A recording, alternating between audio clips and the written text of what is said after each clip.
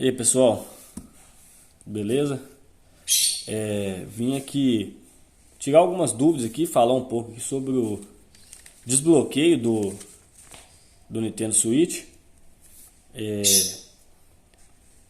que acontece aqui? De vez em quando eu vejo em comentários do YouTube ou em plataformas, em outras plataformas, em grupos aí, certas dúvidas. Muitas pessoas perguntar coisas sobre o desbloqueio. E tem coisa que é dúvida básica, tem coisa que é dúvida mais avançada. Então eu anotei algumas aqui e vim falar um pouquinho sobre o desbloqueio, entendeu? A primeira coisa aqui que é básica e que eu vejo muita confusão é o pessoal falando sobre os desbloqueios por software. Eu costumo ver em anúncios no Mercado Livre ou outros marketplaces também. A pessoa vê um aparelho anunciado lá e a pessoa fica perguntando qual o serial do aparelho, e muitas das vezes isso é irrelevante, entendeu? Porque o que acontece? Se for um serial desses aparelhos aqui, por exemplo, do Switch Lite ou do que eu tampei a caixa aqui, ou esse aparelho aqui, o V2 da caixa vermelha, aqui o serial é relevante, entendeu? Porque qualquer um desses dois aparelhos aqui, eles só são desbloqueáveis aqui via mod chip. Você não consegue desbloquear esses aparelhos aqui por software, não até onde eu saiba, entendeu? Então o aparelho que você consegue desbloquear por software é aquele aparelho mais antigo, que é o chamado também por V1, aquele da caixa branca. Esse aparelho aqui de caixa vermelha já é um aparelho revisado, ele já é todo corrigido, ele não comporta desbloqueio por software, tá joia? Nem esse aparelho aqui, nem o OLED, nem o Lite, que é esse pequeno aqui que não conecta na TV. Tá joia? Outra coisa também que costumo perguntar é a diferença do desbloqueio de chip e software. Além de tudo aqui que é bem óbvio, né? Por exemplo, de chip aqui tem uma alteração interna dentro do console aqui com hardware, que no caso é o chip propriamente dito, e para o software não tem. E o desbloqueio por software, quando você vai ligar o aparelho, você tem que fazer alguns procedimentos adicionais aqui para injetar o payload no aparelho, para ele iniciar o desbloqueio. E já o desbloqueio via chip, não, o desbloqueio via chip você simplesmente vai ligar aqui, ó. Simplesmente ligou o console, espera um pouquinho e já vai injetar o payload aqui, que é o Ricket automático, entendeu? Você não tem que fazer procedimento nenhum adicional. E o que mais aqui que eu vejo muito aqui, as dúvidas também. As pessoas costumam perguntar com frequência se pode jogar online. E outras pessoas também eu vejo falando que o console desbloqueado ele perde o valor porque você não pode jogar online. Então você não aproveita os jogos online bons que são online, os lançamentos que você vai jogar online, tipo esse joguinho exclusivo da Nintendo que tem de tiro, esses bichinhos, esse tiro de tinta que saiu por último aí. Eu vi a pessoa dando exemplo, perguntando até por ele se ia poder jogar ele. Eu esqueci o nome dele, é um exclusivo da Nintendo aí que já saiu, o terceiro já. E o que acontece? Você pode jogar jogo online normal, só que você vai ter que jogar jogo online na Cisland, onde que é o... O que acontece? Primeiramente, que eu vou explicar uma coisa. O aparelho desbloqueado, ele vai ter um sistema de dual boot, ou até mais de dois sistemas operacionais, dependendo do caso do pacote da atmosfera que você estiver usando. Quando você liga o aparelho, você vai escolher se você quer acessar o sistema original ou se você quer acessar o sistema desbloqueado, que é onde você vai acessar todas as funções ali de alteração no console, entendeu? No original, na parte original do console, você vai poder fazer coisas que você faria no console bloqueado normal. Você pode entrar na eShop, pode comprar jogo, pode jogar online e tudo mais. E na parte do desbloqueio, que a gente também conhece, chama de Emunand, na parte do desbloqueio você vai jogar os jogos ali, baixados de forma alternativa ali, de forma offline. Você não vai conseguir usar nenhum serviço da Nintendo, entendeu? Então, em resumo, você não perde função nenhuma. Se o console estiver desbloqueado, você só tem funções adicionais nele, você não está perdendo nada, tá? Aí tem aquela polêmica aí sobre risco de banimento do console, né? Isso aí a gente nunca pode garantir que não vai ser banido, mas o que acontece? Eu desconheço pessoa que está acessando a Emunand, Cisnand de forma correta, não fazendo nada errado no console, que teve o aparelho banido, entendeu? Eu tenho um grupo de pessoas aqui no WhatsApp, tá quase com 30 pessoas aqui. Eu já vendi muito console já, e dentre alguns consoles que eu fui vendendo, eu fui pegando algumas pessoas perguntando se queria formar um grupo para tirar dúvida, etc. E fui juntando o grupo com essas pessoas. E eu, pela experiência que eu tenho, eu nunca vi ninguém falando de aparelho ter sido banido depois do desbloqueio entre dessas pessoas que eu conheço. Falar assim, não, tô acessando aqui certinho, não tô jogando, acessando Sysnand modificada, nem nada, tô só entrando na Sysnand, mexendo nos jogos originais, nem mudando de mexer no desbloqueio, e meu aparelho que foi banido. Então não conheço ninguém nessa situação, entendeu? Mas isso aí a gente nunca pode garantir 100%. De experiência prática, assim, eu nunca vi, eu não conheço. Tá joia? Então você pode sim, você pode acessar as funções, pode jogar online sim, desde que seja na parte bloqueada do aparelho, na parte original, que seja com jogos pagos de forma oficial. Tá joia? Outra dúvida que eu vejo muito aqui também, as pessoas perguntando, é se chip estraga o aparelho, se dá defeito com frequência. E alguns outros também eu vejo comentando também que vê muitas pessoas falando de defeito, vê no YouTube mesmo, vê em outros lugares as pessoas falando de defeito no console. Então, o que acontece? Nesse aparelho aqui no V2 e no Lite, a taxa assim, de retorno para assistência de defeito é baixíssima. Esses aparelhos aqui quase não dão defeito. O aparelho que você vê mais voltando para assistência, geralmente, é o OLED, por causa de um ponto que ele tem no desbloqueio, um ponto que é colocado debaixo da NAND, para pegar um ponto que tem debaixo da NAND lá. Então, ali, aquele procedimento, se não for feito da forma correta, ele dá muito retorno em assistência, entendeu? Mas, assim, em geral, assim, se o serviço for bem feito, não tem, é muito difícil acontecer problema depois, entende? Mas é mais mesmo quando as pessoas vêm reclamando, a pessoa falando, deu defeito, meu console estava funcionando, passou da tela tal, não está acontecendo isso mais. Geralmente, pode perceber e perguntar para a pessoa que geralmente é no OLED, tá? Geralmente é serviço mal feito no OLED, tá bom?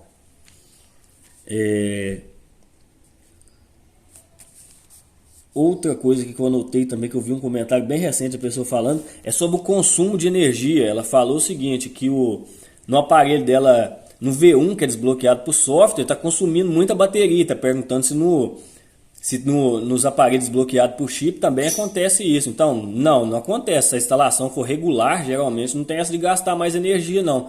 Porque a pessoa provavelmente ela pegou um V1, o V1 ele já tem uma autonomia de bateria um pouco pior que o V2. E o que acontece? Geralmente é um aparelho que é antigo, lá um aparelho de 2017, 2018, 2017, 2018, um aparelho bem antigo e que não foi feita nenhuma manutenção preventiva nele, não foi trocado pasta térmica nem nada, já está tudo seco. Aí o que acontece? Além da autonomia desse pior, ainda está gastando um pouco de bateria a mais porque está esquentando, entendeu? Não é nem relativo ao desbloqueio. Costuma ser isso que acontece. E a autonomia dele é pior que a do V2. Não tem autonomia de bateria que o V2 tem. O V2 tem essa vantagem. O pessoal fala bateria estendida, mas não é bateria estendida, é a mesma bateria. O consumo dos componentes dele, consumo interno que teve uma melhoria. A autonomia dele de consumo que foi melhorada. Tá joia? O chip aqui ele só vai dar o glitch inicial, vai gastar um pouquinho de carga ali, obviamente, a tensão, porque está passando voltagem nele, e depois ele vai ficar inativo praticamente, não tem gasto nenhum adicional não, tá beleza? Esse daqui foi uma pessoa que perguntou diretamente para mim, ela perguntou por que o ícone do desbloqueio dela é diferente de outra pessoa que ela tinha visto. Aí eu tentei explicar para ela, a questão é o seguinte, ou é questão de chip que é diferente ou é questão de firmware, porque nós tivemos vários chips aí, várias firmwares. O que acontece? A gente veio de um chip lá atrás, o SX Core, que foi um dos primeiros chips que tinha, aí depois a gente passou para esse camaradinho aqui, ó, que é o HW Fly, ele ficou muito tempo no mercado. Então só nesse camaradinho aqui você costumava ver aí umas 3 firmas diferentes nele. 2 ou 3 firmas. Porque tem certas versões dele que rodava a própria firma antiga do SX Core, que mostrava uma carinha verdinha. Depois tem aquela firma também do GitHub também, que quando você está sem cartão, ele só mostra lá no SD card escrito. E tem também aquela firma que vem padrão também, que vem no chip, que quando você conecta ele dava uma luzinha laranjada, que é um foguetinho. Parecia escrito lá no SD lá e você vinha o desenho do foguetinho lá. Então é questão de firma, entendeu? A própria firma, por exemplo, o mesmo chip comporta firmas diferentes, todas as firmas têm ícones diferentes. Então é nada mais, nada menos que isso aí, é só questão de firma. Aí depois desse chip aqui do chip HWFly, começaram a lançaram bastante esse chip aqui, ó. Deixa eu ver se eu tenho ele aqui. Não, eu não tenho ele em mãos aqui agora para mostrar, mas é o chip Instinct que veio depois. É outro chip diferente também, ele veio um pouquinho depois do HWFly. O HWFly ficou muito tempo no mercado, depois entrou esse Instinct, ele entrou no mercado com preço alto também. Ele tem um desenho da firma, na hora que você dá entrada também um pouco diferente. É firma diferente também das que é usado no HWFly. É uma firma à parte também, são tanto o HWFly como esse Instinct são firma de código fechado, tem ícone diferente. Depois o pessoal começou a fazer o desbloqueio via PicoFly depois, chamado PicoFly que o pessoal está chamando agora, que é com a placa RP2040, descobriram ali que ela também era capaz de desbloquear o console também, faz algumas modificações nela, pega os pontos normais que o chip já pegava, joga para ela dá uma entrada no console também com um desenho diferente também. Deixa eu ver se eu acho uma aqui, eu vou pegar rapidamente aqui.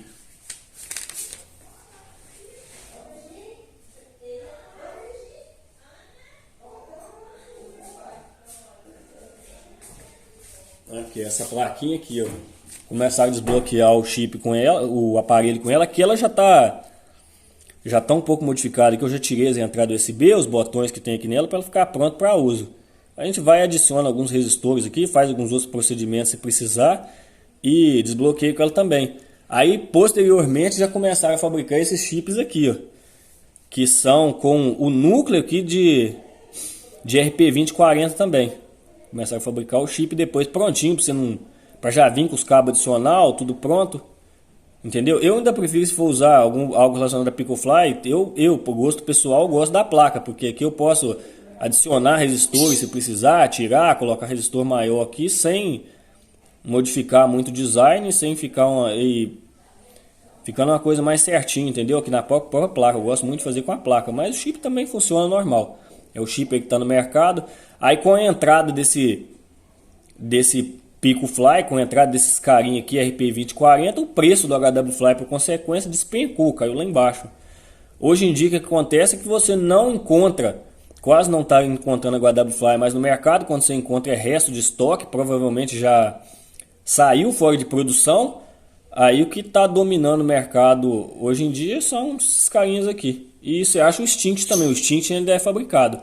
O problema é o seguinte, tanto o Instinct como o HWFly, eles são firmas de código fechado, não é qualquer um que vai modificar a firma lá, entendeu? E o PicoFly aqui ele já possui uma firma de código aberto. Então quando daqui tem uma evolução bem maior, uma quantidade de desenvolvedores maior aqui trabalhando em cima do que der problema aqui, entendeu? É o que está a todo vapor no momento aí sendo atualizado, é PicoFly. Em pouco tempo aí a gente já teve muitas firmas aí, chegou na 2.74, tomou rollback, voltaram para 2.73, é uma firma aí que está rodando perfeitamente. O pessoal pergunta se é seguro e tudo. Atualmente é, no começo não era não, quando estava com aquelas primeiras firmas, estava dando muito problema com NAND, mas depois descobriram também que era a questão dos resistores aqui, da gente ajeitando as questões do resistor aqui.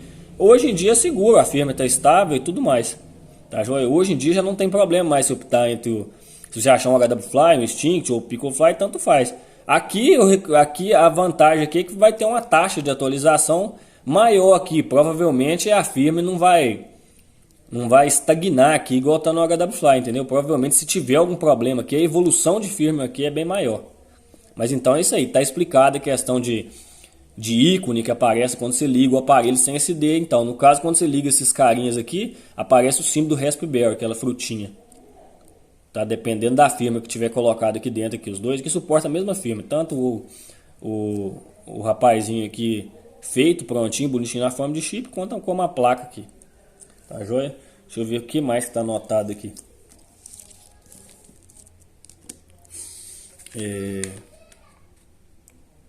Se o HWFly é melhor, é mais seguro, eu já expliquei aqui. A diferença que na prática não tem diferença nenhuma aqui, eles vão apenas fazer a função aqui de injetar o payload automaticamente quando liga aqui, não tem diferença prática nenhuma não. E o pessoal agora por fim aqui falando do valor de serviço. Esse valor de serviço é uma coisa muito difícil de falar, gente, porque cada um trabalha de uma forma diferente, cada um tem seus materiais. Você vai achar realmente o cara que está com desonestidade, que está cobrando preço elevadíssimo, sendo que o serviço dele não merece. Você vai topar o cara que talvez está cobrando um preço alto, mas é um cara que faz um serviço bem feitinho, te dá a garantia de 3 meses também, entendeu? Tem muita pessoa que faz vídeo aqui no YouTube aqui, tem o BLTech, Amigão Gameplay, são pessoas que fazem o desbloqueio bem feito, entendeu? Que trabalham bem. Eu não sei os valores que eles trabalham aí, mas foi só a título de exemplo. Tem muito técnico, muita pessoa competente. Então, assim, serviço vai de cada um, de que está fazendo. Se olhar o que ele está fazendo, está vendo se é seguro, entendeu? Que tipo de material que ele usa. Porque tem gente que só coloca aqui esses fios maltados, fininhos de qualquer maneira, que fecha o console sem dar um acabamentozinho, sem nada, entendeu? Tem cara que já é mais caprichoso, que já coloca uma máscarazinha de solda aqui, outra lá, o serviço dele fica mais assentadinho, aquele serviço mais limpo, entendeu? Uma instalação mais limpa. Então vai de cada um, se te dá garantia ou não. Então sobre valor, assim, a pessoa falar que o chip não tem valor, mas caiu o valor e o serviço não caiu, isso aí é mentira, porque eu já vi gente, eu conheço gente que chegou a pagar R$ 1.200 para desbloquear o OLED, entendeu? Então se falar que o chip não, que 1.200, sei pessoa que pagou 1.000, conheço pessoa que pagou 1.000, gente de perto aqui, então falar que o preço não caiu é uma hipocrisia, entendeu? O preço realmente caiu, isso aí não tem que ter sombra de dúvida. Agora entre as diferenças que tá no mercado aí hoje em dia, aí cabe a cada um escolher aí o que é melhor, entendeu? Falar sobre preço é muito difícil. Mas é isso aí. Se tiver ficado esses aparelhos aqui não são meus, esse aparelho aqui, esse daqui eu não tenho intenção de desbloquear, é um aparelho meu mesmo, de uso próprio, tá bloqueado. Esse daqui é desbloqueado, mas não é meu, esse aqui é a pessoa Vinícius Rosa, que enviou para mim, pessoa de Linhares, Espírito Santo, não conheço. Viu meus links de venda no anúncio meu lá na Shopee, perguntou. Geralmente eu não gosto de pegar aparelho de terceiro para fazer, porque é responsabilidade com o aparelho do outro. Geralmente eu pego o aparelho bloqueado, desbloqueio ele e revendo ele. Revendo ele na Shopee ou outro marketplace seguro aí. Mas aí esse cara apareceu, ela perguntou, não tinha aparelho em estoque, eu não sei se ele procurou por chip, procurou por aparelho, nem lembro de cabeça. Acabando que enviou o aparelho para mim ontem, fiz o serviço aqui, tá certinho, é só devolver para ele. Mas é isso aí então. Eu espero ter tirado aí a maioria das dúvidas aí que o pessoal pergunta, que eu tinha notado aqui.